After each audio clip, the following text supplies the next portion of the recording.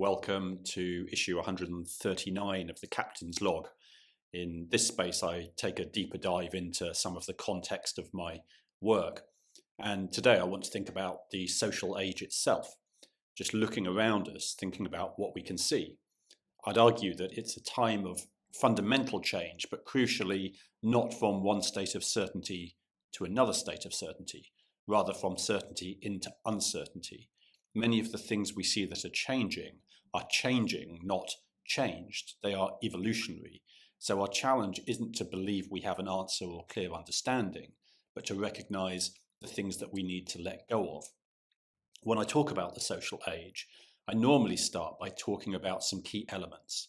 Radical connectivity, which means we're connected through many different systems in many different spaces, beyond oversight or control from any entity, organizational or societal, even law enforcement or government. We are beyond oversight in that sense. We are connected at scale.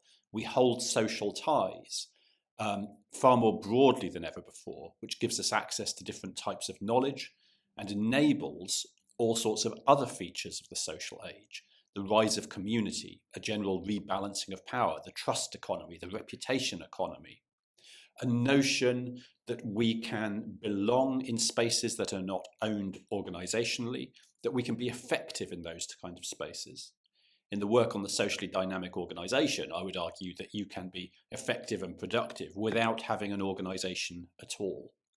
As we see in the social age, a lot of boundaries become blurred. A lot of things that used to hold value now have less value. So infrastructure, organizations used to own infrastructure as a differentiating feature. It was almost essential.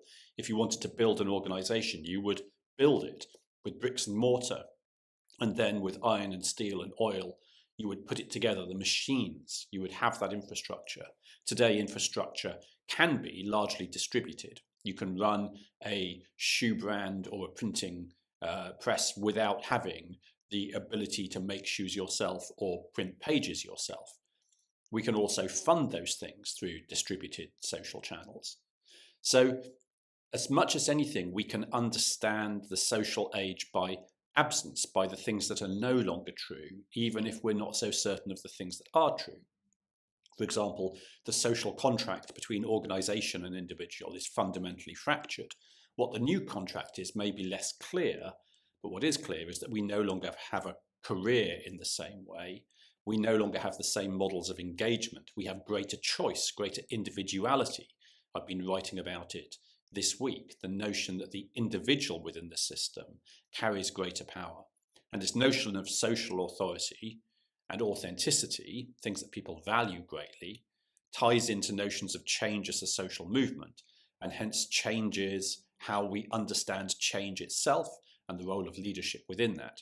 The nature of knowledge changes because it's increasingly socially co-created and validated, and it's distributed. So we have access to different types of knowledge within these emergent social communities that help us perform in different ways in organizations that may be structurally different, should be structurally different. I would argue that the key challenge for organizations at this stage is to decide whether they will see their experimentation, their prototyping, their innovation as something that happens elsewhere, in isolation, or with integration into the existing organization, which can be painful because many of the changes of the social age negate or fracture or devalue types of power and control that came before. So we can again understand the social age in a different way through tensions between what was true and what may be true now, between the power I had then and the power I may have now, between the control and mechanisms of control I had then and those that I may have now. So in that sense, we see that certainty is a key feature of the social age. To understand how closely your power is tied into your certainty, how closely your mechanisms of productivity and effect are tied into certainty, and how able they are to deal with ambiguity and change. It's highly unlikely that we will be given an answer. Instead, we will need to discover how, individually, in our societies, in our structures of governance and law, of security, and in our structures of organization, we will have to discover what our new truths will be. We will have to build them, and we will probably have to iterate them and learn from each other as we do so. One of the other features we see in the social age is greater permeability. Permeability of people and ideas and social connections through and between organizations, and increasingly globally. All of this changes the landscape upon which we build.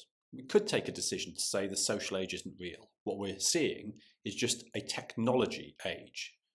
Now, that's true, we are seeing technology, but we're not simply seeing technologies which optimize and streamline the things we already know how to do. They are changing how we conceive of what can be done, and that's fundamental. And that's why I would describe the area of key interest is the social one. The technology is interesting. What's more interesting is what it enables us to do, or the space it creates for us to innovate into. Well, I hope you've had a great week. I look forward to seeing you next time.